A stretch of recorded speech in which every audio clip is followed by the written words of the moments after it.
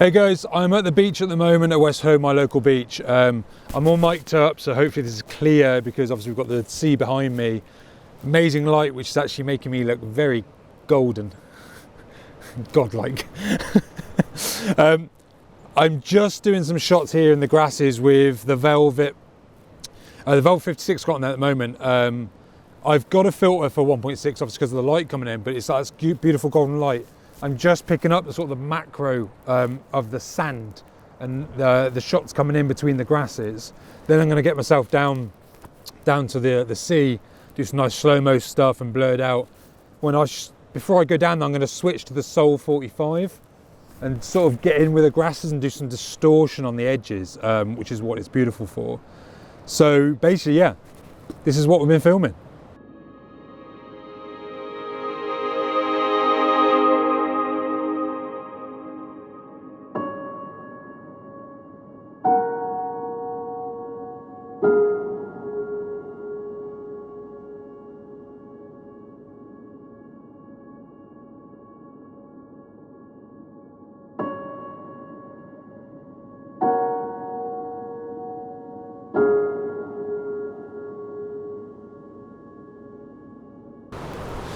So with these lenses are manual, when you're doing film, part of the trick to it is if you're doing movement shots, like literally going in or out to shots, the trick is go to what you want in focus first, lock the focus in on the Lensbaby, and then come out and do the shot. So you know it's going to go into focus. Otherwise you're going to be sort of like messing around with it all the time and it's going to be in and out. A lot of people say, you know, with photos you sometimes get in or out of focus. Go into where you want it focused, lock it. I've actually got a focus assist on these mirrorless cameras, and then I can basically come in and I know it's going into focus, or any side shots. And I know it's always going to be in focus all the time. Top tip.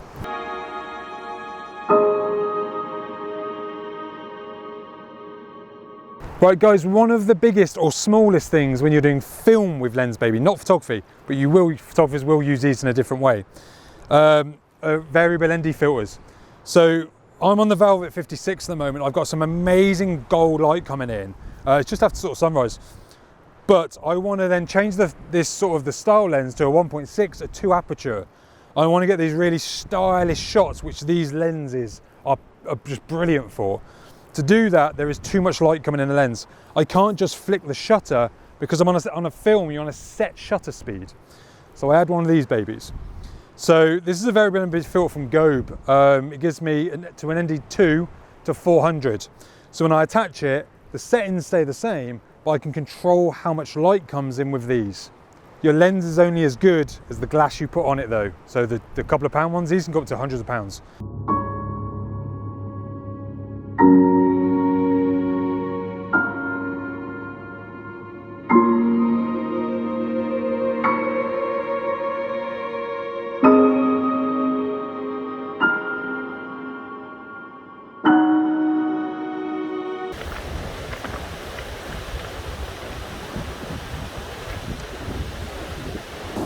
So I'm literally just down at the sea level, guys. I've put an ND filter on now, one because when you're filming the sea and the white of the waves, that really makes it hard to get the exposures right. I am on currently f2 on a slow motion shot at 200 frames. And it's just beautiful, the effects it gives. I'm going to push to 1.6 in a minute to get that glow, but the shots it gives at 2 and 2.8, it just gives that sort of just dreamy, really dreamy look on it. You do have to play a little bit, and having a mirrorless camera, you can have the focus peaking, which is really handy because it comes up in yellow. But yeah, basically those sort of glide shots, and just at the moment I'm focused on the rocks here, and it's just blurry. See in the background, it's beautiful.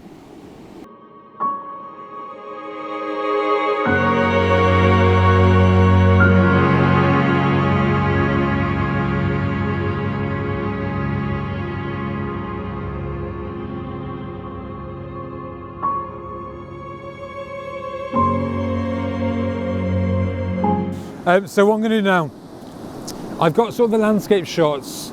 I filmed about 5, 6 to 8 for the landscape stuff. still actually give me that really nice definition and background. And I switched to a filter and went to about 2. I didn't push to 1.6 too much because of the water just blew it out a little bit too much for me. I'm going to switch to a Sol 45 now, and I've been looking for distortion shots. So when the tide takes the water out, I'm looking at filming that ripple effect where it's dragging it, then distorting all the sides, give it a bit more of sort of a angry, traumatic feel to it. So yeah, we're going to switch lenses, grab this one off, turn the camera around, because everybody says it's lovely filming at the beach, filming at the sea. Nobody says that. It's horrendous for photographers and videographers. You've got sand in the lenses, you've got sea spray, which is horrendous. So I'm not going to give it a blower because I just did a minute ago. But never face the spray, never go down to the sand when the wind is there, because you'll just get grit in the sensor. I'm on a Sony mirrorless camera, so you Canon, Nikon guys probably won't have that as much. So we've got the Sol 45 on. If my video person just comes a little bit close here, this is the Sol 45. You can lock it so the distortion is in center, or you actually have aperture blades. How cool is that? That basically I can then move the focal planes where I want it, and it creates this.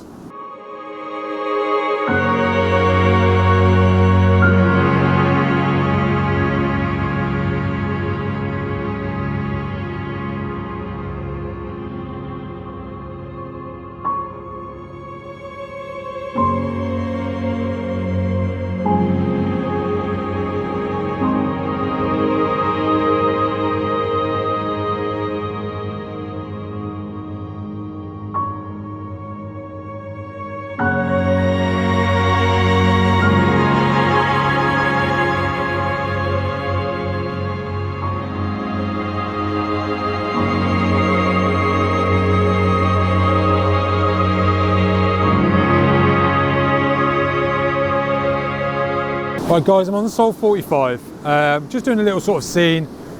The center is locked to the left, which means everything in the center of the film or the shot is focused. So it's not going to distort to the top right, top left. I've locked in the center to do a test shot, and I'm locking in. Right, one big difference between the Sol 45 and the Velvet 56 is the Sol 45 is a fixed 3.5 aperture.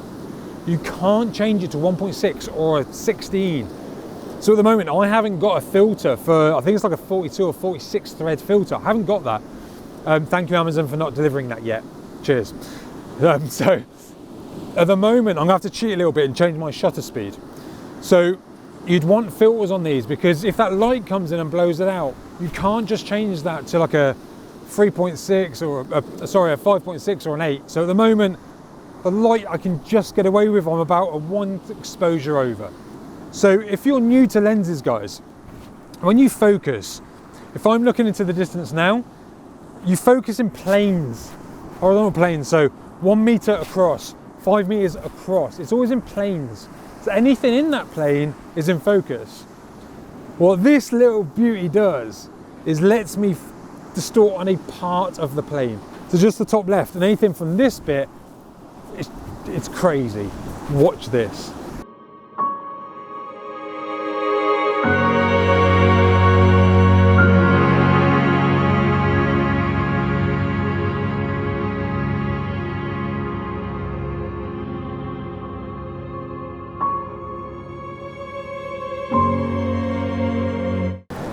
Right guys, we've just finished filming at the beach. We've used the Velvet 56 and the Sol 45, which I showed you earlier. Probably the biggest thing I like today was just like a spear of the cuff, get out, get 2 lenses, get filming. The one thing with these lenses, you have to work. Like, there's no touch screen, focusing. I've got wet feet, I've got a numb ass. You literally, but it's good fun. You move a bit. That 1 inch up, down, left and right can give you such a different picture, such a different film that no one else is doing. That's what the beauty of these, that's why you're seeing people use these Lensbabies.